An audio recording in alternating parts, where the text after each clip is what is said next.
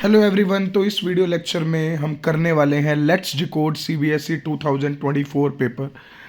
हम इस video lecture के थ्रू बेटा एस्टिमेट करने वाले हैं कुछ इंपॉर्टेंट क्वेश्चन जो सीबीएसई 2024 पेपर में आपको डेफिनेटली मिलने वाले हैं। इस वीडियो लेक्चर में आपको पिछले कुछ सालों के कुछ ईयर्स के रिपीटेटिव क्वेश्चंस मिलेंगे। कुछ इंपॉर्टेंट क्वेश्चन आज हम डिस्कस करेंगे जिसके बेसिस पे आप इजीली आइडिया लगा सकते हैं कि इस साल जो सीबीएसई का साइंस का पेपर आएगा उसके अंदर कौन से क्वेश्चंस आप एक्सपेक्ट कर सकते हैं फाइनल एग्जाम में। तो सबसे पहले बेटा एक इंपॉर्टेंट चीज़, काफ़ी बच्चों के काफ़ी स्टूडेंट्स के जो मैसेज मेरे पास आ रहे हैं उन मैसेजेस के थ्रू मैंने एक स्लाइड प्रिपेयर की है, that is exam fear don't worry, million of students are feeling the same, you are not alone, do your hard work honestly and see the miracle happening. बेटा ये आप में से काफ़ी स्टूडेंट्स के साथ ये हो रहा होगा एंड ट्रस्ट मी हर एक के साथ ऐसा कभी ना कभी होता है, चाहे आपके पेरेंट्स थे, चाहे आपके ग्रैंड पेरेंट्स, चाहे आपके कज़न, एल्डर ब्रदर, सिस्टर, सबके साथ एग्जाम डेज में ये होता है। ओवर थिंकिंग, ओवर स्ट्रेस से एफिशिएंसी रिड्यूस होती है। तो आपको क्या करना है, आपको इन सारी चीज़ों से अपने आप को बचाना कैसे है, आपको कंसंट्रेट करना है सिर्फ और सिर्फ अपनी स्टडी पे। डे टू डे लाइफ का आपने शेड्यूल बनाना है, पूरे दिन का एक शेड्यूल बनाओ, बिना ये सोचे कि आपके एग्जाम है 10 डेज बाद, 15 डेज बाद। आपको ये टास्क कंप्लीट करना है पॉजिटिव एंड नेगेटिव पैरामीटर्स को ध्यान में रखते हुए कि कौन सी चीज़ आपके लिए पॉजिटिव है, कौन सी नेगेटिव है। Time is very much limited. तो आपको बेटा डेली बेसिस का काम डिसाइड करना है कि आज शाम तक अगर मैंने ये काम कंप्लीट कर लिया then it is okay, exam मेरा अच्छा जाने वाला है। हम लोग क्या सोचते हैं, हम एग्ज़ाम की भी टेंशन लेते हैं, सही ना हो जाए, गलत ना हो जाए, ये सारी चीज़ें सोचने लगते हैं और एंड में सब कुछ सही ही होता है। चाहे आपका एग्ज़ाम बढ़िया जाए ना जाए, बाद में सब कुछ ओके ही होने वाला है। तो हम इस टाइम पे ओवर थिंक करके जो चीज़ें हमारे कंट्रोल में नहीं है करके हम एक ब्लॉक और बैरियर सिस्टम क्रिएट कर लेते हैं अपने माइंड में, और जितने एफिशिएंटली आप पढ़ पाए पूरे साल उतने एफिशिएंटली आप एग्जाम नहीं दे पाएंगे अगर ये प्रोसेस आपके दिमाग में चलता रहा। Clear?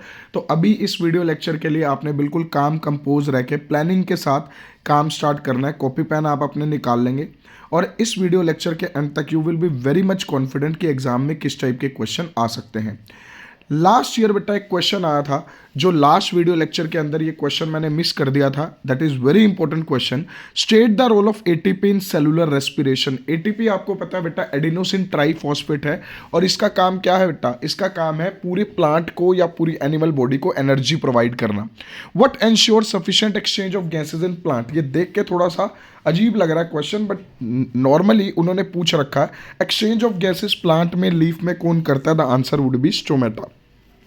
Condition on which direction of diffusion of gases in plant depends upon. बेटा ये तो क्लास 9th का क्वेश्चन है। डिफ्यूजन जो प्रोसेस है बेटा वो हायर कॉन्सेंट्रेशन से लोअर कॉन्सेंट्रेशन में मॉलिक्यूल का ट्रांसफर है। तो कौन कौन सी कंडीशन है बेटा, प्लांट के आसपास मॉइस्चर कंडीशन कैसी है, प्लांट के आसपास आयंस कैसे हैं, प्लांट्स के आसपास टेम्परेचर कैसा है, ह्यूमिडिटी कैसी है, इन सारे फैक्टर्स पे डिफ्यूजन ऑफ गैसेज डिपेंड करेगी। What is the internal energy reserve in plants and animal. देखो बेटा हमारे अंदर कुछ ना कुछ रिजर्व मटेरियल, आपने खाना खाया उसका कुछ हिस्सा रिजर्व होगा, तो एनिमल में ग्लाइकोजन की फॉर्म में रिजर्व होता है लीवर में, और प्लांट्स में स्टार्च की फॉर्म में रिजर्व होता है। तो प्लांट्स के अंदर स्टार्च एंड एनिमल्स के अंदर liver would be the correct answer. How desert plant perform photosynthesis if their stomata remain close during the day. सही बात है, अगर स्टोमेटा दिन के टाइम बंद रहेंगे तो फोटोसिंथेसिस कैसे होगा बेटा। प्लांट के अंदर एक खास तरीके का पाथवे चलता है बेटा, that is called CAM pathway, crassulacean acid metabolism pathway. उस पाथवे की हेल्प से प्लांट बेटा अपना पूरा का पूरा प्रोसेस मैनेज करते हैं। दिन के टाइम पे स्टोमेटा क्लोज रहता है बट वो CO2 एब्जॉर्ब करते हैं रात के टाइम पे, जिसको कन्वर्ट करते हैं एक इंटरमीडिएट एसिड में, और उसी एसिड की हेल्प से they manage the complete photosynthesis process. इसके बारे में ज़्यादा डिटेल आप फर्दर क्लासेस में पढ़ेंगे। अभी के लिए आपने सिर्फ लिखना है there is a method, there is a pathway called as CAM pathway, crassulacean acid metabolism. Next question on your screen, write the molecular formula following carbon compound. Methane and propane का बेटा आपको फॉर्मूला लिखना है। Methane आपको पता है CH4, propane में 3 carbon होंगे in single bond, then the formula would be CH3 CH2 CH3, या फिर अगर आप इसको लिखना चाहो तो C3H8 यू कैन मेंशन।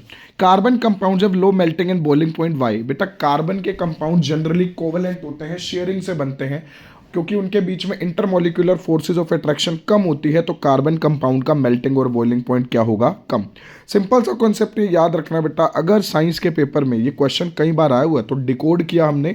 अगर मेल्टिंग एंड बॉइलिंग पॉइंट पे क्वेश्चन आता है लो है तो इंटरमोलिकुलर फोर्सेज का लिखोगे कि लो होंगी, वीक होंगी। Next question, which of the following flowers will have high possibility of self pollination. चलो देखते हैं। Mustard, papaya, watermelon, hibiscus. आपको पता बेटा हिबिस्कस एक बाइसेक्सुअल फ्लावर है, मस्टर्ड एक बाइसेक्सुअल फ्लावर है, पपाया एक यूनिसेक्सुअल फ्लावर है, वाटरमेलन एक यूनिसेक्सुअल फ्लावर है। इसका मतलब सेल्फ पॉलिनेशन तो सबसे ज़्यादा हो सकती है बाइसेक्सुअल में ही। यूनिसेक्सुअल मतलब जिसके पास एक ही पार्ट है बेटा मेल और फीमेल में से, वो कैसे करेगा सेल्फ पॉलिनेशन। तो सेल्फ पॉलिनेशन की हायर प्रोबेबिलिटी बाइसेक्सुअल मतलब मस्टर्ड और हिबिस्कस के अंदर सबसे ज़्यादा होने वाली है। Two reproductive part of a bisexual flower that is pistil और कार्पल जो कि फीमेल पार्ट है, स्टेमन जो कि मेल पार्ट है। तो इन दोनों के बारे में आपने लिखना है। स्पाइरोगायरा और प्लनेरिया में से रीजनरेशन किस में होती है और क्यों होती है बेटा। सबसे पहले रीजनरेशन में आपको एक सेल याद रखना है, that is stem cell. There are regenerative cell और stem cell which are responsible for the regeneration.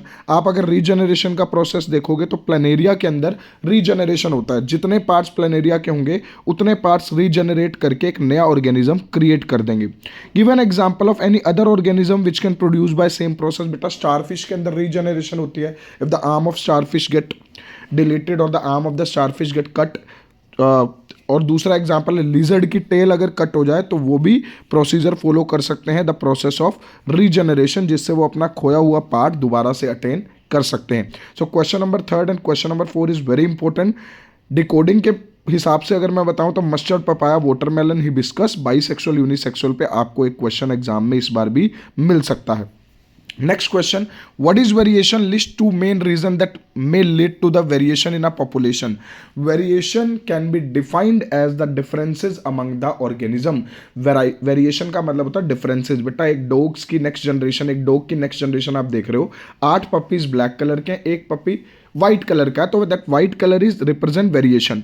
क्या कारण हो सकते हैं वेरिएशन किसी पॉपुलेशन में आने के? वेरिएशन के बेटा एग्जांपल समझ लिया आपने, आई कलर, स्किन कलर अलग होगा, वेरिएशन है। जैसे आप साउथ अफ्रीका की क्रिकेट टीम में देखेंगे, मोस्ट ऑफ द जो क्रिकेटर्स हैं उनका कलर वाइट है सपोज, तो कुछ एक क्रिकेटर्स होंगे जिनका डार्क कलर होगा, सो दैट इज वेरिएशन। क्या रीजन हो सकता है? पहला रीजन है बेटा म्यूटेशन, दूसरा रीजन है रिकॉम्बिनेशन। म्यूटेशन एंड रिकॉम्बिनेशन आप याद रखेंगे, बहुत इंपॉर्टेंट रीजन है। सेकेंड पार्ट बेटा आप खुद से करेंगे, क्रॉस आपको बनानी है वॉयलेट और वाइट की, capital V cross with small V. F1 generation आप निकालेंगे, देन उससे F2 निकालेंगे, तो ये सेम वैसे ही बनेगी बेटा जैसे मेंडल का क्रॉस किया था आपने, capital T cross with small T, 3:1 आपके पास आएगा। If 100 plants are produced in F2, then how many plants will show the recessive trait? बेटा रिसेसिव शो करेंगे 25 और 75 विल शो डोमिनेंट ट्रेट। मतलब 75 प्लांट्स आपके पास आने वाले हैं वॉयलेट फ्लावर के और 25 आपके पास आएंगे व्हाइट के। जब आप क्रॉस बनाएंगे तो लास्ट में F2 के लास्ट में आपके पास जो रेशो ऑब्टेन होगी दैट वुड बी 3:1। और 3:1 के हिसाब से अगर आप 100 प्लांट्स को डिवाइड करेंगे, सो 1 अपॉन में 3 + 1 4 into 100, so 1 upon 100, 1 upon 4 into 100, 25 will be the answer. Next question, draw the different possible structure of saturated hydrocarbon having 4 carbon. 4 carbon का मतलब ब्यूटेन की बात हो रही है। ब्यूटेन के आइसोमर्स पूछें तो ब्यूटेन के बेटा 2 आइसोमर्स बन सकते हैं, एक आप लीनियर ब्यूटेन बना देंगे और दूसरा आप बना देंगे 2-methyl propane। Butane and 2-methyl propane you will make। What are these two structure of hydrocarbon having similar formula called? बेटा इनको आप आइसोमर्स बोलते हैं जिनके बेसिक फॉर्मूला सेम होते हैं बट स्ट्रक्चर अलग होते हैं। एक लीनियर बनेगा, एक टी शेप बनेगा, आप अपनी नोटबुक में देखेंगे तो। Write the molecular formula and common name of this compound. Molecular formula and common name आपको कंपाउंड का बताना है बेटा। Isopropane will be the common name. जब भी टी शेप स्ट्रक्चर बनता है then it is isopropane. Molecular formula वही रहेगा बेटा, that is C4H10। Molecular formula of its alkyne, अगर 4 कार्बन का एल्काइन बनता तो इट वुड बी ब्यूटाइन, तो ब्यूटाइन लिखेंगे। मॉलिक्यूलर फॉर्मूला बेंजीन, C6H6 करवा रखा है। स्ट्रक्चर आप बनाएंगे, एक हेक्सागन बनाएंगे, उसके अंदर ऑल्टरनेट आप डबल बॉन्ड प्लेस करेंगे, बहुत इंपॉर्टेंट है, कॉपी में लिखेंगे। Number of single and double bonds आपको करने हैं तो आप इजीली कर सकते हैं। Number of single bond count करेंगे बेंजीन के अंदर। देखो जब बेंजीन के अंदर सिंगल और डबल बॉन्ड काउंट करें बेटा, कार्बन हाइड्रोजन के भी आप काउंट करेंगे। आपको पूरा स्ट्रक्चर बनाना ओपन करके, तो CH single bond, then CH double bond CH single bond CH double bond करके आपको सारे के सारे single and double bond count करने हैं, कमेंट सेक्शन में आपको ये मेंशन करने हैं। Which compounds are called as alkyne? Very simple question. ऐसे कंपाउंड जिनके अंदर ट्रिपल बॉन्ड होता है, those compounds, those hydrocarbon will be called as alkyne. For example butyne, propyne, pentyne, hexyne, heptyne etcetera. तो ये 3 मार्क्स का काफ़ी अच्छा क्वेश्चन था बेटा, नोट करेंगे तो इस बार भी आपको ऐसा क्वेश्चन मिल सकता है। एक और क्वेश्चन बेटा 2023 में आप एक्सपेक्ट कर सकते हैं, या तो मेल रिप्रोडक्टिव सिस्टम के पार्ट्स या फीमेल रिप्रोडक्टिव सिस्टम के पार्ट्स आप एग्जाम में एक्सपीरियंस कर सकते हैं कि आपको उसके ऊपर लिखना आ सकता है, उसका डायग्राम बनाना आ सकता है, और the diagram could be drawn. Already आपको ABCD मेंशन करने होंगे उसकी लेबलिंग। तो स्टार्ट करते हैं बेटा। फंक्शन ऑफ टेस्टिस, टेस्टोस्टेरोन बनाना, स्पर्म बनाना। Scrotum is a sac pouch of skin है जो टेम्परेचर कम रखता है 2 से 2.5 डिग्री सेल्सियस, जो जरूरी है स्पर्म फॉर्मेशन के लिए। वास्ट डिफरेंस बेटा वो पाइप है, it is a pipe like structure which carry the sperm from the testis to the system of duct. And prostate gland आपको पता है बेटा, ये मिल्की सिक्रीशन ऐड करता है स्पर्म को एंड कन्वर्ट करता है स्पर्म को सीमन में। Name the type of germ cell which is motile. Motile का मतलब होता है बेटा मूवेबल, जो मूव कर सके। तो sperm is a motile gamete. और अगर हम नॉन मोटाइल की बात करें और जो फूड स्टोर करने वाले गैमेट की बात करें, the answer would B egg. Egg जो है बेटा वो नॉन मोटाइल है, मतलब वो मूव नहीं कर सकता, वो फूड स्टोर करता है। Sperm is motile. Next question बेटा, रेजिस्टेंस के ऊपर भी आपको डेफिनेटली एक क्वेश्चन मिल सकता है। ये सब प्रीवियस ईयर पेपर से क्वेश्चन मैंने निकाले हैं। पहला है सर्किट डायग्राम। डेफिनेटली 2 मार्क्स में सर्किट डायग्राम काफी बार एग्जाम में आया। बहुत सिंपल है। 11th का ए पार्ट आप बनाएंगे। R1 R2 R3 को आप पैरेलल में लगा देना। एमीटर वोल्ट मीटर लगाना। अब ये तो तुम्हें पता होना चाहिए कि एमीटर को आपने सीरीज में लगाना है या पैरेलल में। So ammeter will be connected in series, voltmeter in parallel. तो आप की बनाएंगे, उसको क्लोज करके करंट भी फ्लो करके दिखा सकते हैं। क्लियर। देन उसके बाद आपने बहुत इंपॉर्टेंट चीज इसके अंदर करनी है, दैट इज इस न्यूमेरिकल का आंसर बेटा आप सोल्व करके कमेंट सेक्शन में लिखेंगे। मैं बता ही देता हूं, बहुत सिंपल सा न्यूमेरिकल है। 10 and 10 पैरेलल में, तो आंसर आ जाएगा 5। 5 + 5 + 5 आंसर आ जाएगा 15। बट आपको नीट एंड क्लीन ये क्वेश्चन करना है अपनी नोटबुक में और कमेंट सेक्शन में आपको आंसर लिखने हैं। देखो बेटा, लेट्स डिकोड CBSE 2024 का मतलब सिर्फ और सिर्फ ये है कि आपको ये अवेयर कराना कि मैक्सिमम कौन कौन से टाइप के क्वेश्चन एग्जाम में रिपीट हो सकते हैं, मैक्सिमम कौन कौन से टाइप के क्वेश्चन एग्जाम में आए हैं। तो आप हर एक टॉपिक को भी अलग से अपने पास लिखेंगे कि ये क्वेश्चन बार बार रिपीट होता है। Next, define electrical power and right it's SI unit. काफ़ी बार करवा रखा बेटा, आप इसकी डेफिनेशन और इसकी SI यूनिट लिखेंगे। बहुत सिंपल क्वेश्चन है।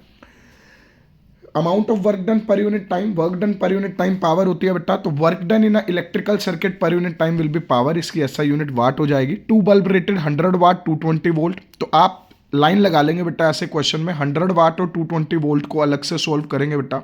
फॉर्मूला लगा लेंगे, P = VI। दोनों एंड्स पे आपके पास 2 करंट की वैल्यू आएंगी। अब वो कह रहे हैं कि ये जो दोनों करंट है ना, इन दोनों बल्ब्स को हमने पैरेलल में लगाया। अब आपको पता है बेटा, पैरेलल के अंदर जब ये करंट फाइनली मिलेंगे तो ये करंट ऐड होंगे। सो I टोटल आ जाएगा I1 + I2। Joule's law of heating बेटा, H = I²RT है। Heat produce in a circuit is directly proportional to the square of current, resistance and the time for which the current is pass. Mathematically आपको इसकी derivation explain करनी है बेटा, वो आप कर ही सकते हो। H = I²RT। और बहुत इंपॉर्टेंट है, ये आप बॉक्स में भी लिख के आएंगे ताकि ये ज़्यादा प्रेजेंटेबल लगे।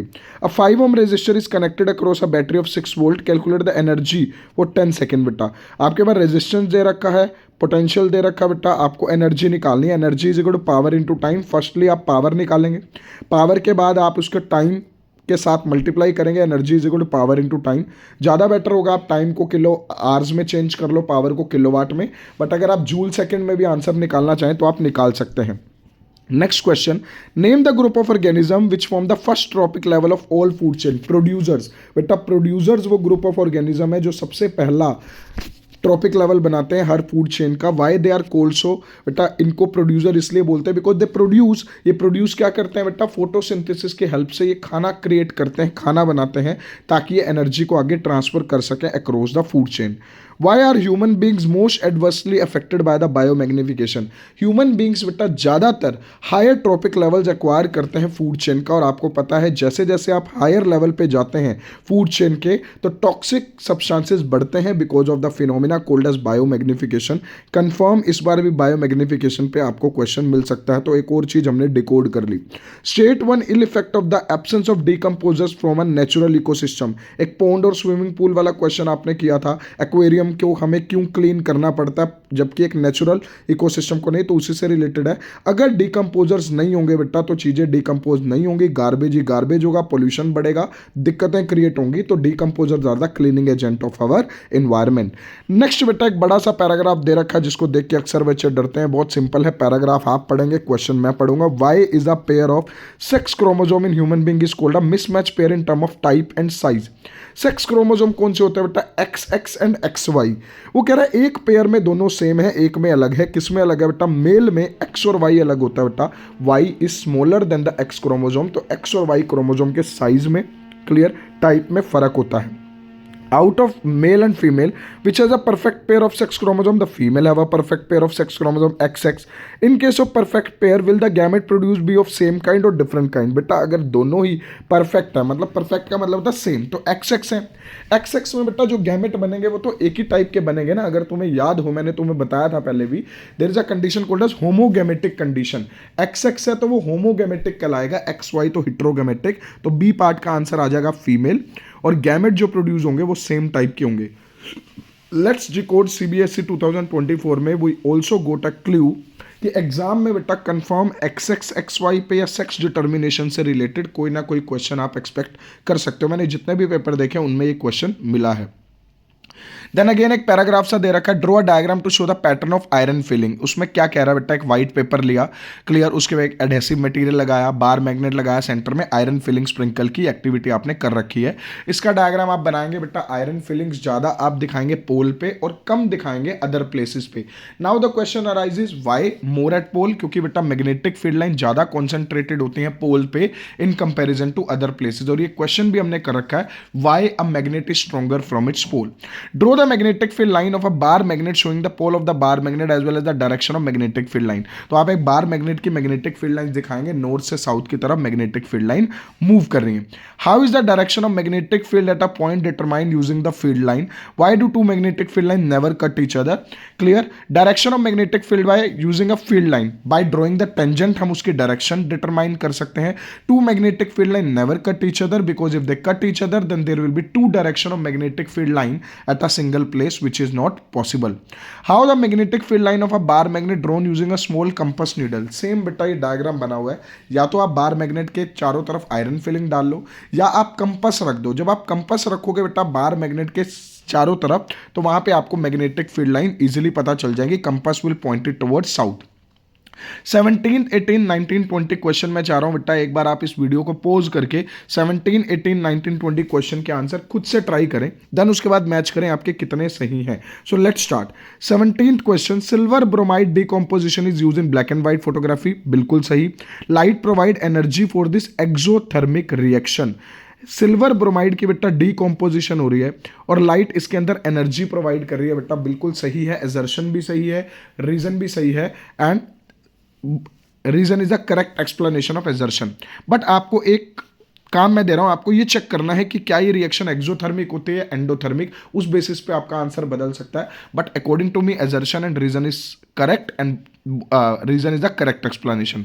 Height in the pea plant is controlled by the efficiency of enzyme is the genetically controlled. बिल्कुल सही है, हाइट एंजाइम से कंट्रोल होते हैं। Cellular DNA is the information for making protein. बिल्कुल, डीएनए से आरएनए बनता है, आरएनए से प्रोटीन। बिल्कुल सही है बेटा। तो यहां पे एजर्शन भी सही है, रीजन भी सही है, बट दोनों में कोई कनेक्शन नहीं है। Amphibian can tolerate mixing of oxygenated and deoxygenated blood. Amphibian can tolerate mixing of oxygenated and deoxygenated blood. Yes, sometimes they can tolerate. Correct है.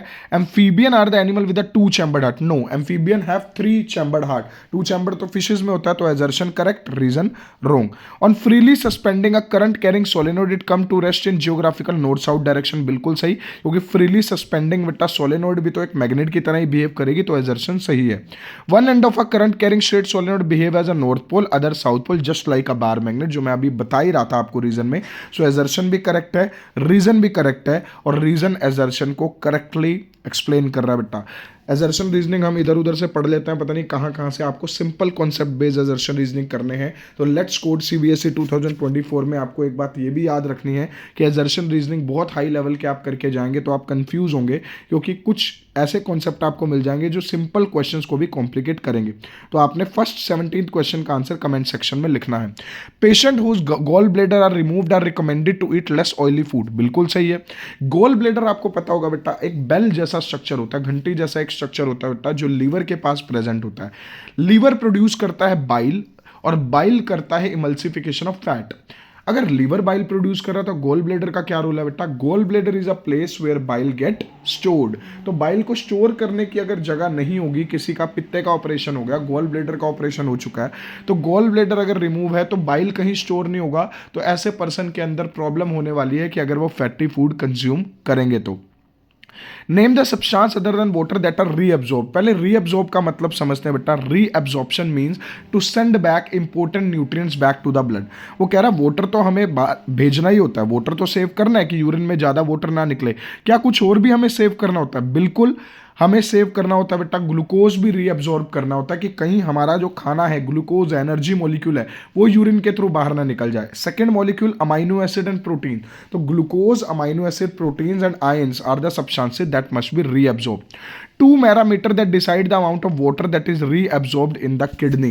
बेटा कुछ पैरामीटर्स हैं, आपने कितना वाटर कंज्यूम किया है ये एक पैरामीटर है। दूसरा, आप कितना हाइड्रेटेड हो, आपकी हाइड्रेटेड कंडीशन कैसी है। अगर बॉडी में पानी की कमी है तो वाटर रीअब्सॉर्ब ज्यादा से ज्यादा होगा। अगर आप सफिशिएंट पानी पी रहे हैं तो वो ज्यादा पानी बॉडी से बाहर निकलने वाला है। नेक्स्ट क्वेश्चन आपकी स्क्रीन पे बेटा न्यूमेरिकल है 30th एंड 31। मैं ये एक्सपेक्ट कर रहा हूँ कि आप ये दोनों न्यूमेरिकल सोल्व करेंगे, और हर एक कमेंट का आंसर मैं एक्सपेक्ट कर रहा हूँ बेटा आप कमेंट सेक्शन में लिखेंगे हर एक क्वेश्चन का answer. Rohit wants to have an erect image of object using converging mirror. पहले कन्वर्जिंग पेपर में आएगा बेटा, कंफर्म डिकोड कर रहा हूं, क्वेश्चन आएगा कन्वर्जिंग डाइवर्जिंग मिरर या लेंस पे। कन्वर्जिंग को सर्कल करके आपने लिखना है कॉनकेव मिरर है, फोकल लेंथ 40 दे रखी है, क्लियर। तो यहां पे अगर इरेक्ट इमेज बनानी है तो इरेक्ट इमेज बनाने के लिए बेटा पोल और फोकस वाला केस बन सकता है। इरेक्ट इमेज बाकी सब में तो इन्वर्टेड बनेगी, तो उसको लेस देन 40 पे रखनी पड़ेगी। फिर केस का रे डायग्राम बना दोगे। केस नंबर 1 जो बनता है मेकअप मिरर, डेंटिस्ट मिरर, वो ड्रॉ करेंगे, clear. State the use of mirror, जो अभी मैंने बोल ही दिया, dentist mirror, makeup mirror etcetera.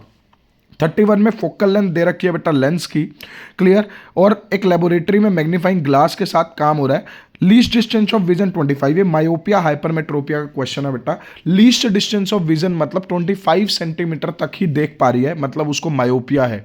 Magnification obtained by using the glass, आपको मैग्निफिकेशन बतानी है। She keeps a book at a distance 10 centimetre, tries to read, she is unable to read. क्या रीजन रहेगा वो सारा का सारा बेटा आप इस क्वेश्चन को पढ़ेंगे और आंसर बताएंगे। अगर क्वेश्चन नहीं होगा ये तो डाउट कमेंट सेक्शन में आप अपना डाउट लिखेंगे। Very simple question. Question number 14, 15, 16 again assertion reasoning. White wash करने के बाद एक shiny white wall finish obtained after 2 to 3 days, ये पढ़ रखा है तुमने, क्योंकि कैल्शियम कार्बोनेट का कॉन्सेप्ट काम करता है। Calcium oxide react with CO2 to form calcium hydrogen carbonate which give shiny white finish. बिल्कुल गलत, कैल्शियम हाइड्रोजन कार्बोनेट नहीं बनने वाला बेटा, कैल्शियम कार्बोनेट बनेगा जिसकी वजह से एक फिनिश आएगी। तो एजर्शन सही है, रीजन रॉन्ग है। CaCO3 दिया होता तो ए मानते। Food chain is responsible for the entry of harmful chemical in our bodies, बिल्कुल सही है। The length and complexity of food chain very greatly, बिल्कुल सही है। एजर्शन भी सही है, रीजन भी सही है, और दोनों में कोई कनेक्शन नहीं है, बट ये दोनों सही बातें लिख रखी है, तो बी आएगा। Greater number of individual are present in lower trophic level. Lower trophic level पे ग्रेटर नंबर ऑफ ऑर्गेनिज्म होते हैं, बिल्कुल सही। अगर मैं बात करूं हायर ट्रॉपिक लेवल पे ऑर्गेनिजम्स का नंबर कम होता जाता है। The flow of energy is unidirectional, बिल्कुल सही है। तो एजर्शन हमारे पास सही है, रीजन हमारे पास सही है, बट दोनों में कोई कनेक्शन नहीं है, तो बी आंसर आएगा। A geneticist cross a pea plant using violet flower with pea plant with white flower, he got all violet flower in first generation, correct है। White colour gene is not pass to the next generation, गलत। White gene pass तो हुआ but express नहीं हुआ, क्योंकि वो recessive gene है बेटा, तो एजर्शन सही है, रीजन रॉन्ग है। अगर यहाँ लिखा होता white colour gene is not express, then आप ए लिखते, बट क्योंकि पास ही लिख रखा तो रीजन गलत होता है, तो ऑप्शन सी बनेगा। Very important, violet flower colour पे भी आप कंफर्म क्वेश्चन एक्सपेक्ट कर सकते हैं। Bile juice do not contain digestive enzyme, plays important role in the digestion, बेटा सारा बताओगे। बाइल जूस के अंदर एक कैपेसिटी होती है इमल्सिफिकेशन ऑफ फैट की। What is emulsification? Conversion of complex fat molecule into simpler fat molecule. आपको इसको एक्सप्लेन करना है, इमल्सिफिकेशन को ड्रॉ भी कर सकते हो, बड़े फैट मॉलिक्यूल को सिंपल में कन्वर्ट करके। In birds and mammal the left and right side of heart are separated, give reason. ये सारा वो रीजन आएगा बेटा, डबल सर्कुलेशन के एडवांटेजेस। लेफ्ट और राइट क्यों सेपरेट होता है बेटा? ताकि ऑक्सीजनेटेड डीऑक्सीजनेटेड ब्लड मिक्स ना हो, एनर्जी रिक्वायरमेंट पूरी हो सके, क्लियर, बॉडी का टेम्परेचर मेंटेन हो सके, because they are warm blooded, birds भी वार्म ब्लडेड है, मैमल्स भी वार्म ब्लडेड एनिमल हैं। फोटोसिंथेसिस के इवेंट्स बहुत बार पूछे गए हैं, वो आप कर सकते हैं easily, clear, absorption of sunlight by chlorophyll, then उसके बाद sunlight into chemical energy, splitting of water, ये सब आप लिखेंगे। नेक्स्ट क्वेश्चन आपके पास बेटा एक डेटाबेस क्वेश्चन है, इसको आप आराम से पॉज करके वीडियो को, इस टेबल को पहले पढ़ेंगे। आपको इंक्रीजिंग ऑर्डर ऑफ रिएक्टिविटी में इन सबको अरेंज करना है, sample P Q R S को। इंक्रीजिंग मतलब जो सबसे फिसड्डी होगा रिएक्टिविटी में, जो सबसे वीक होगा वो पहले आएगा और सबसे स्ट्रॉन्ग वाला आएगा बाद में। तो इनमें से सबसे वीक वाला आपको आइडेंटिफाई करना है बेटा। वीक वाला वो होगा जो किसी के साथ भी रिएक्ट नहीं कर रहा, जो सबके साथ रिएक्ट कर रहा है बेटा वो स्ट्रॉन्ग होगा। अगर आप एस को देख रहे हो बेटा, एस MgSO4 के साथ भी कोई रिएक्शन नहीं कर पा रहा, ZnNO3 के साथ भी नहीं, कैल्शियम सल्फेट के साथ भी नहीं, Na2SO4 के साथ भी कोई रिएक्शन नहीं कर पा रहा, तो ये सबसे वीक होगा, सबसे पहले एस आ जाएगा। देन अगर मैं स्ट्रॉन्ग की बात करूं तो आपको एक ऐसा ढूंढना पड़ेगा जो सबको डिस्प्लेस कर रहा है, जैसे कि क्यू। अब उसके बाद जो बचा आपके पास बीच के दो हैं, तो उनमें आप देख लेंगे कि कौन ज्यादा रिएक्ट कर रहा है और कौन नहीं रिएक्ट कर रहा। So very important question. Then पूछ रखा है, write the chemical formula of the product formed when Q react with CuSO4 solution. तो आपको पहले Q को डिकोड करना है। Q क्या है, रिएक्शन अकर हो रही है, सबसे ज़्यादा रिएक्टिव है, तो Q रिएक्ट कर रहा है CuSO4 सॉल्यूशन के साथ, तो QSO4 बनेगा प्लस Cu हो जाएगा। अब अगर आपको इस इंफॉर्मेशन से Q का पता चल पाता है कि Q क्या है तो वो लिखेंगे, अदरवाइज आप एस्टिमेशन के बेसिस पे Q को Q लेके उसकी वैलेंसी के बेसिस पे आप इसको मैनेज करेंगे। Q की वैलेंसी पहले आपको निकालनी पड़ेगी, Q प्लस CuSO4, क्योंकि QSO4 जब आप बनाओगे तो SO4 के साथ होल ट्वाइस आएगा या नहीं, उसी बेसिस पे आप डिसाइड करेंगे। Next question is based upon the general awareness, और आप एक क्वेश्चन एक्सपेक्ट कर सकते हो जिसमें आपको एज ए इंडिविजुअल रख के एनवायरनमेंट के प्रति कुछ सोचने को दिया जाए। वो कह रहा है plastic cups are use to serve tea, तो बाद में कुल्हड़ आए। What are the reason to shift from plastic to kulhad? बेटा कुल्हड़ बायोडिग्रेडेबल मटेरियल है, मिट्टी से बना हुआ, मिट्टी में डिग्रेड होगा, प्लास्टिक पोल्यूशन कोज करता है। तो 3 नंबर का क्वेश्चन है, सिर्फ इतना लिखने पे काम नहीं आएगा, तो आपको इसको इलेबोरेट करना है। थोड़ा बताओगे बायोडिग्रेडेबल क्या होते हैं, नॉन बायोडिग्रेडेबल क्या होते हैं, प्लास्टिक में क्या होता है बेटा, कुछ ऐसे नॉन बायोडिग्रेडेबल केमिकल होते हैं जो फूड चेन में जाते हैं। एड ऑन कर सकते हो बायोमैग्निफिकेशन, ये क्यों करना पड़ रहा है, क्योंकि 3 मार्क्स में आपको लिखना है। अगला 3 मार्क्स का question, explain where and how urine is produce. Urine कहाँ प्रोड्यूस होता है बेटा, किडनी में। किडनी में स्पेसिफिकली कहां पे, नेफ्रॉन के अंदर। नेफ्रॉन से कलेक्ट होता है और फाइनली किडनी में, किडनी से आता है यूरेटर में, यूरेटर से आता है यूरिनरी ब्लैडर से, फिर मिक्सचुरेशन के थ्रू बाहर निकलता है। हाउ इट इज प्रोड्यूस, उसमें आप नेफ्रॉन के बारे में डिटेल बताएंगे। सबसे पहले ब्लड आता है, ब्लड में से ग्लोमेरुलस क्या करता है, फिल्ट्रेशन करेगा, देन रीअब्जॉर्प्शन होगी, हेनलीज लूप कॉन्सेंट्रेट करेगा, कलेक्टिंग डक्ट कलेक्ट करेगा, वो सब आप लिखेंगे। Next question, mention the following pH value. अब आपको बताना, मिल्क ऑफ मैग्नीशिया बेस है बेटा, इनो एग्जाम्पल है, गैस्ट्रिक जूस एसिड है, ब्राइन आपको पता है न्यूट्रल है, नमक का सॉल्यूशन है, एक्वा सोडियम हाइड्रोक्साइड बेसिक है, तो एक्वा सोडियम हाइड्रोक्साइड को मैं 13 देना चाहूंगा, मिल्क ऑफ मैग्नीशिया को 10 pH, गैस्ट्रिक जूस को 1 और ब्राइन को 7। क्लियर। फिर वो कह रहा है कि केक को बेक करते टाइम पे यूज किया गया बेकिंग सोडा, तो बेकिंग सोडा क्या हेल्पफुल होगा, कैसे हेल्पफुल होगा, NaSCO3 हीट करने पे बनेगा Na2CO3 और साथ में निकलेगी CO2। ये CO2 यूज होगी फ्लफीनेस के लिए, NaHCO3 को हीट करते हैं, Na2CO3 बनेगा, साथ में CO2 plus H2O। This CO2 will pop up as a bubbles in the batter, जिसकी वजह से केक काफी सॉफ्ट बनेगा, स्पॉन्जी बनेगा, लाइट बनेगा। नेक्स्ट क्वेश्चन बेटा अगेन पीएच पे है, ABCD पीएच पे कंफर्म डिकोड कर रहा हूं बेटा। एक क्वेश्चन आपको मिलेगा यूनिवर्सल इंडिकेटर पीएच पे अरेंज करने पे, इंक्रीजिंग डिक्रीजिंग पे। Highest amount of H positive ion concentration, ये क्वेश्चन आप खुद करेंगे, मैं सिर्फ ये बता रहा हूं, जिसकी पीएच कम होगी उसमें H पॉजिटिव आयन सबसे ज्यादा होंगे। Decreasing order of their pH करना है। डिक्रीजिंग ऑर्डर ऑफ पीएच मतलब जिसकी पीएच सबसे ज्यादा वो पहले रखेंगे, जिसकी पीएच सबसे कम वो बाद में। और highest amount of H positive ion होंगे पीएच 2 में, क्योंकि जितनी पीएच कम उतना एसिडिक स्ट्रेंथ ज्यादा, उतना H पॉजिटिव आयन ज्यादा। क्लियर। फिर वो कह रहा राहुल ने पीओपी रखा और वो हार्ड हो गया, क्योंकि तुम्हें पता बेटा POP must be kept in moisture proof container, क्योंकि मॉइस्चर की प्रेजेंस में पीओपी जिप्सम में कन्वर्ट हो जाएगा, हार्ड हो जाएगा। प्लास्टर ऑफ पेरिस का बेटा स्मूथिंग ऑफ वॉल के अलावा बोन को फ्रैक्चर बोन्स को ट्रीट करने के लिए यूज होता है, तो आप ये इजीली लिख सकते हैं। नेक्स्ट डायग्राम के अंदर बेटा आपको क्या बताना है, 1 2 3 में एंजाइम्स के नेम बताने हैं। आपको सीधा सीधा पता चल रहा है बेटा बी ऑप्शन 1 अमाइलेज, माउथ में तो अमाइलेज होता है, लाइपेज ट्रिप्सिन परमिएज तो है नहीं, तो बाकी सारे ऑप्शन हो जाते हैं eliminate, so the answer would be option B. Stomach में होता है पेप्सिन जो प्रोटीन को डिग्रेड करता है, माउथ में होता है अमाइलेज जो स्टार्च को डिग्रेड करता है, और ट्रिप्सिन प्रेजेंट होता है हमारे इंटेस्टाइन में जो क्या करेगा, फर्दर प्रोटीन की डाइजेशन में हेल्प करेगा, जो पेप्टोन आए उनको अमाइनो एसिड में कन्वर्ट करेगा। नेक्स्ट आपके पास बेटा अगेन इंफॉर्मेशन बेस्ड क्वेश्चन, आपको बेटा एक ऐसा टेबल भी एग्जाम में मिल सकता है। आपको टेबल्स देख के, डेटा देख के, ग्राफ्स देख के घबराना नहीं है, क्योंकि एग्जाम में 100% ऐसा ना ऐसा कोई क्वेश्चन आएगा। सिंपल क्वेश्चन ये है, आपको ये बताने हैं identify ionic compound from the given substances. अब तुम्हें पता होगा आयनिक कंपाउंड्स का मेल्टिंग पॉइंट होता है ज़्यादा, तो मेल्टिंग पॉइंट किनका ज़्यादा है, 189011601210, तो ए ऑप्शन हो जाता है एलिमिनेट। अब आ जाओ बी सी और डी में से, सी तो कंफर्म होगा क्योंकि 1890 मेल्टिंग पॉइंट हाई है। इलेक्ट्रिकल कंडक्टिविटी सॉलिड में तो पुअर कंडक्टर है, जो कि होते हैं आयनिक पुअर कंडक्टर, और लिक्विड और एक्वस में गुड कंडक्टर, तो सी तो कंफर्म होगा। तो अब जिस ऑप्शन में सी है तो वो कर लेते हैं, बी और डी में ही सिर्फ सी दे रखा है, तो बी और डी में से आपको पता लगाना है कौन सा होगा, बेटा बी ही होगा, क्योंकि डी में तो ए आ रहा है और ए आप पहले कह रहे हो नहीं, तो B and C will be the ionic compounds. Assertion reasoning again लगाइए दिमाग और चारों के चारों आंसर्स आप ट्राई करें, देन उसके बाद देखें कि आपके आंसर कितने सही हो रहे हैं। वो कह रहा है fresh milk in which baking soda is added take long time to set as curd. बिल्कुल सही बेटा, बेकिंग सोडा बेसिक बना देगा थोड़ा सा जो मिल्क है, और कर्ड होती है एसिडिक, तो कर्ड तक जाने में, एसिडिक तक जाने में थोड़ा टाइम लगेगा। बिल्कुल सही। रीजन है baking soda decrease the pH value of fresh milk to below 6। बिल्कुल बेटा गलत है, सॉरी, बेकिंग सोडा डिक्रीज का करेगा पीएच वैल्यू, बेकिंग सोडा तो इंक्रीज कर देगा, तो एजर्शन सही है, रीजन रोंग है। Decomposition of vegetable matter into compost is an endothermic reaction, बिल्कुल सही है। Decomposition reaction involve the breakdown of the single reactant into simpler product, ये भी सही है, बट आपके पास दोनों में कोई कनेक्शन नहीं है, तो option B. Resin and gums are stored in the old xylem tissue in the plant, बिल्कुल सही। Resin and gum facilitate transport of water molecule, बिल्कुल गलत, एजर्शन सही, रीजन रोंग, क्योंकि रेजिन और गम तो उसके वेस्ट प्रोडक्ट होते हैं। Sky appears blue in the day time, बिल्कुल सही। White light is composed of the 7 colour, बिल्कुल सही, कोई कनेक्शन नहीं, एजर्शन भी सही, रीजन भी सही, but no connection is scene.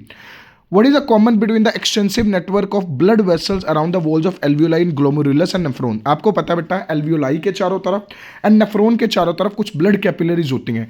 अब यहाँ पे देखो ब्लड कैपिलरीज का काम होता है ब्लड को सप्लाई करना, जहाँ पे प्योरली सप्लाई विद ब्लड है तो बी और सी ऑप्शन तो पहले ही निकल जाते हैं। हम ना एलिमिनेशन मेथड से अगर जाते हैं एमसीक्यू में तो बेटर क्लैरिटी होती है, बजाय कि चारों ऑप्शन देख के हम डरते रहे। पहले आप 2 ऑप्शन हटा देंगे, ए और सी बचा। अब ए और सी में thick walled arteries richly supplied with blood, thin walled capillaries richly supplied with blood, बेटा कैपिलरीज होती हैं। क्वेश्चन भी आपने कर रखा भाई, large amount of capillaries are present around the glomerulus, large amount of capillaries are present around the alveolar sac, तो last option आएगा। नेक्स्ट आपके पास बेटा 39, 40 एंड 41 क्वेश्चन, आप वीडियो को पोज करेंगे, ट्राई करेंगे इसका आंसर क्या आएगा, बट थोड़ा सा हिंट मैं दे देता हूं। पावर दे रखी है -4 डायोप्टर, आप इसकी फोकल लेंथ पहले निकालेंगे by applying the formula P is equal to 1/f। Sign के बेसिस पे आप बताएंगे, अगर पॉजिटिव साइन होता है बेटा कॉन्वेक्स होता है, नेगेटिव तो कॉनकेव, तो पहले का हिंट मैंने दे दिया, आप खुद सोल्व करेंगे। सन से जो रेज आ रही है बेटा converge eight a point 15 centimetre concave mirror. अब सन से जो रेज आ रही है बेटा मैं कह सकता हूँ इन्फिनिटी से आ रही है, तो अगर वो 15 पे कन्वर्ज हो रही है मतलब फोकल लेंथ क्या है 15 है, तो पहला पार्ट का हिंट मिल गया आपको। 40th क्वेश्चन का फोकल लेंथ 15 है। देन उसने पूछ रखा where should object be place to the size of image is equal to size of object. बेटा आपको पता है ये केस बनता है when object is the centre of curvature. अगर हिंट दे दिया फोकल लेंथ 15 है तो सेंटर ऑफ कर्वेचर 30 पे बनेगा, तो आंसर 30 से रिलेटेड आएगा। तो अब आप बताएंगे option A B C D में से क्या आएगा। मेरे हिसाब से ऑप्शन ए आएगा, लेट्स सी, आप सोल्व करेंगे और बताएंगे। In which of the following group of organism food material broken down outside. ये पहले भी किया बेटा, जितने भी सेप्रोफिटिक ऑर्गेनिज्म होते हैं डेड डिकेइंग मटेरियल पे फीड करने वाले, वो ही अपना खाना बाहर ब्रेक डाउन करते हैं और देन एब्जॉर्ब करते हैं। तो आप इसमें से आइडेंटिफाई करेंगे कि किस ऑर्गेनिज्म को आप टिक कर सकते हैं। कुस्कुटा तो पैरासाइट हो गया, डी में तो होगा नहीं, क्लियर। सी भी कुस्कुटा है, पैरासाइट है। देन उसके बाद ए तो ग्रीन प्लांट है, ग्रीन प्लांट तो ऑटोट्रोपिक करते हैं, तो बी बचा yeast, mushroom and bread mould. और अगर आप तीनों को ध्यान से देखेंगे तो तीनों के अंदर मोड ऑफ जो न्यूट्रिशन है वो इसी हिसाब से बेस्ड है कि जिसमें ऑर्गेनिज्म डेड डिकम्पोज ऑर्गेनिजम्स को पहले बाहर डिकम्पोज करेगा देन एब्जॉर्ब करेगा। नेक्स्ट क्वेश्चन बेटा 12th and 13th also, 12th and 14 also very important. इसके अंदर आपको जगहें बतानी है बेटा। LMN represent the mouth cavity, stomach, small intestine of the human being. आपको ये बताना है जो एंजाइम सिक्रीट हो रहा है बेटा LMN से, ये भी आप खुद से करेंगे। क्वेश्चन नंबर 14 भी आप खुद से करेंगे। थोड़ा सा वीडियो लेक्चर को शॉर्ट करते हुए बेटा मैं आपके साथ लास्ट में कुछ इंपॉर्टेंट क्वेश्चन शेयर कर देता हूँ। आप उन क्वेश्चन को सोल्व करेंगे और सोल्व करके मुझे सबमिट करेंगे। बहुत सिंपल है, बेस्ड अपॉन, बट आपको ऐसे टेबल वाले क्वेश्चन या हार्ट के पल्मोनरी आर्टरी वेन से रिलेटेड क्वेश्चन मिल सकते हैं। तो बेटा आपको क्या करना है, आपको अभी तक आपने जितने क्वेश्चंस किए ये सारे के सारे वो क्वेश्चन हैं जो मैक्सिमम टाइम CBSE में आ रखे हैं और इस बार भी इस टाइप के क्वेश्चन आएंगे। तो सामने स्क्रीन पे 17, 18, 19, 20 एजर्शन रीजनिंग है, ये भी आप इजीली कर पाएंगे। मैं हर एक क्वेश्चन एक्सप्लेन करूंगा तो वीडियो काफ़ी लंबी हो जाएगी, तो मैंने यहाँ पे कुछ स्लाइड्स डाल दी हैं बेटा। उन स्लाइड्स को आप पोज करेंगे, हर एक क्वेश्चन का आंसर लिखेंगे along with the question discuss in the previous 30 minutes. तो आपका ये आज का काम रहेगा, आपने ये सारे के सारे क्वेश्चन अच्छे से लिखने हैं नोटबुक में। नोटबुक में नीट एंड क्लीन, जैसे आप हॉरिजॉन्टल मैंने नोटबुक बोली थी उसमें आप लिखेंगे और मेरे को सबमिट करेंगे as a homework. Next question देखिए, leaf of bryophyllum falls on the soil, तो इसका आप डायग्राम बना सकते हैं। Planaria cut into many pieces, इसका डायग्राम बना सकते हैं। स्पोरेंजियम ऑफ राइजोपस, राइजोपस का बेटा स्पोर फॉर्मेशन का ब्लोब्स वाला डायग्राम है, वो बन सकता है। तो आप बिल्कुल नीट एंड क्लीन पेंसिल से डायग्राम बनाएंगे और इसको करेंगे। देखो 5 मार्क्स का एक क्वेश्चन आ रखा है कि क्या क्या चेंजेस होते हैं फ्लावर में फर्टिलाइजेशन के बाद, वो सब लिखेंगे। Ovary convert into fruit, ovule into seed, sepal petal shed off, zygote converted into embryo. Clear? तो ये क्वेश्चन भी इंपॉर्टेंट है जो काफ़ी बार पेपर में आ रखा है। देन सपोनिफिकेशन है, सोप और डिटर्जेंट का कंपैरिजन है, आप कंपैरिजन लिख सकते हैं। मैकेनिज्म, हार्ड वाटर में रिएक्शन लिखेंगे, देन स्कम बनता है। देन उसके बाद मिसल फॉर्मेशन का प्रोसेस है वो। देन उसके बाद सामने आपको यहाँ पे दिख रहा है बेटा क्वेश्चन, तो ये क्वेश्चन आप सबमिट करेंगे। All the best for CBSE 2020।